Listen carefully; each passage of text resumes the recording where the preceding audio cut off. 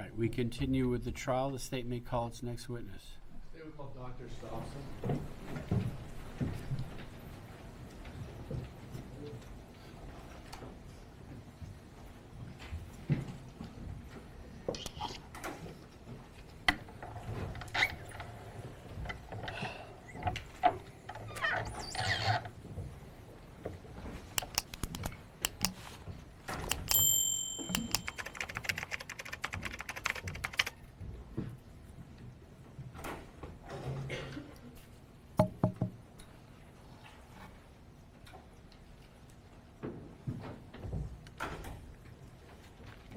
So if you can come forward, raise your right hand and please support. Do you swear or affirm that the evidence you're about to give is the truth, the whole truth, and nothing but the truth? Yes. Thank you. You can head over that way to witness stand.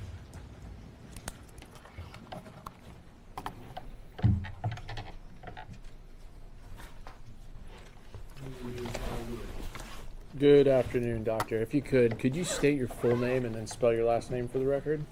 Ruel, R-U-E-L, Stoessel, S-T-O-E-S-S-E-L. All right, and obviously I called you doctor and you're wearing scrubs, but what do you do for a living? What is your profession? High-risk OB. And how long have you been working as a high-risk OB? 1993. All right. And where do you currently work? I have a private practice in Palm Beach County, PJ Boulevard. And how long have you had your own high-risk practice? Going on 26 years now. All right, and when you say high risk, what are you referring to?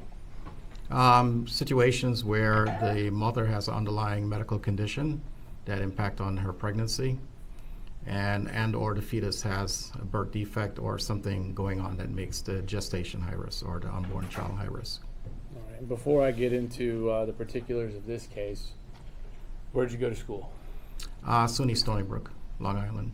And what degree do you have from there? MD. All right, and prior to that, did you have to go to undergrad? Yes. And where did you attend undergraduate studies? CUNY, Brooklyn. All right. City University of New York, Brooklyn, sorry. And what was your undergrad major? Biology. After you went to medical school, did you have to do a residency? Correct. What additional education did you have after you attended school, and where did you do your residency? Residency at State University of New York, Downstate Medical Center in Brooklyn, and Kings County Hospital. And as part of your profession, do you have to undergo continual training and certifications to maintain all your licensing and ability to practice? That's correct. What do you have to do? Take mock exams, review articles, research articles, etc. And how many years has it that you've been practicing as a high-risk OB? I finished my fellowship at Albert Einstein College of Medicine in 1993 after I completed SUNY Downstate OBGYN residency. Now, in this particular case, did you have a patient by the name of Mrs. Wise? Yes, we did. Okay. And do you recall, or what are the circumstances of her going to your practice? She was referred by Florida Community Health. We were a referral practice for high risk here in St. Lucie. She was referred for total OB care and planned for delivery. All right. So were you going to be, or were you her OB/GYN for the course of her pregnancy? Yeah, correct. We were the maternal fetal medicine high risk obstetrical program that she was referred to. All right. And patients that have you as their doctor, how often do they come and see you?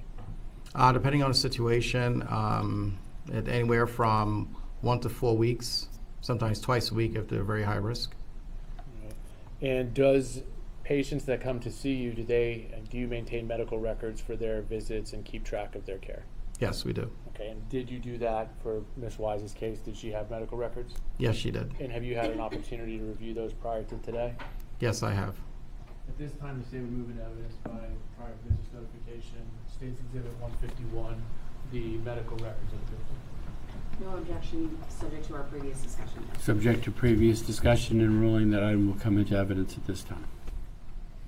All right, so you just testified that you are a high-risk doctor and you do get referrals out of St. Lucie County, is that right? All right, they referred to me for care.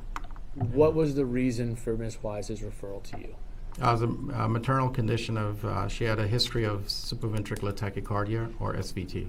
And can you tell the jury what is SVT? Basically means that the heart speeds up suddenly, and because this is going so fast, the blood flow patterns change. They can lose consciousness, have chest pains. And based on this condition known as SVT, would that qualify her pregnancy as a high-risk pregnancy? Yes, it does. And did she regularly visit your office? Yes, she did. Did she ever miss any appointments? No, she did not. When she attended, or when she first was referred to your office, did she have to undergo a standard blood panel that you require of all your patients? Yes, as part of the process, but because she was a referral and not starting care with us, we were waiting for the final labs to be referred from the prior clinic. So we did not have all the labs at that time. All right. Did you eventually get all of her records? When we found out that she didn't really didn't have the records, we ordered all the prenatal panels, we call it. Okay. And in Mrs. Wise's records, was there any evidence of there being any drug use or anything like that? Not I'm aware of. Now I want to talk to you about ultrasounds. What do patients at your practice get ultrasounds? It's a core part of our practice, correct? All right. And based on your review of the records, did Miss Wise have 6 ultrasounds with your practice? I think it was 5. You think it was 5? And 5, why would she have so many ultrasounds?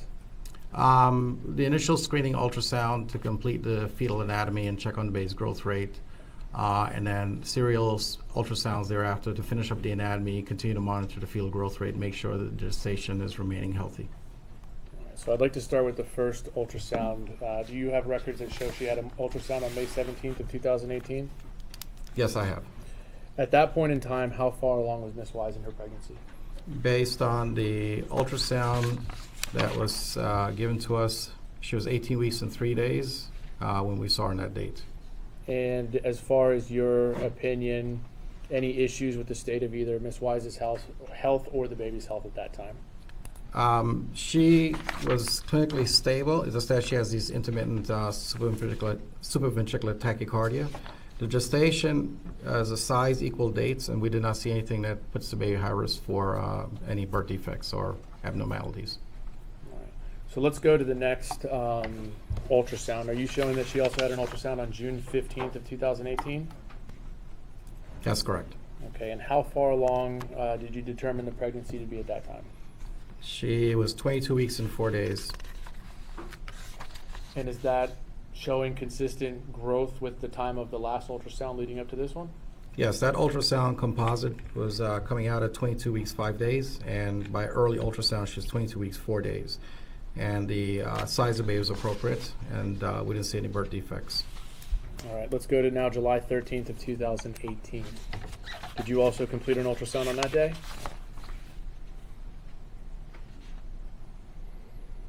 Say the date again for me, I'm sorry. July 13th of 2018? Yes, we did. How far along is Miss Wise's pregnancy at this point? 26 weeks and 4 days by that early ultrasound. And what is the state of both her and the baby's health at that time? At this date, we completed the anatomy survey of the gestation, the unborn baby, and we deemed it to be no gross malformations. The unborn baby's growth rate was appropriate at 2 pounds 3 ounces at the 59th percentile, and seemed to be persistently in that 50th percentile zone for growth, which is appropriate.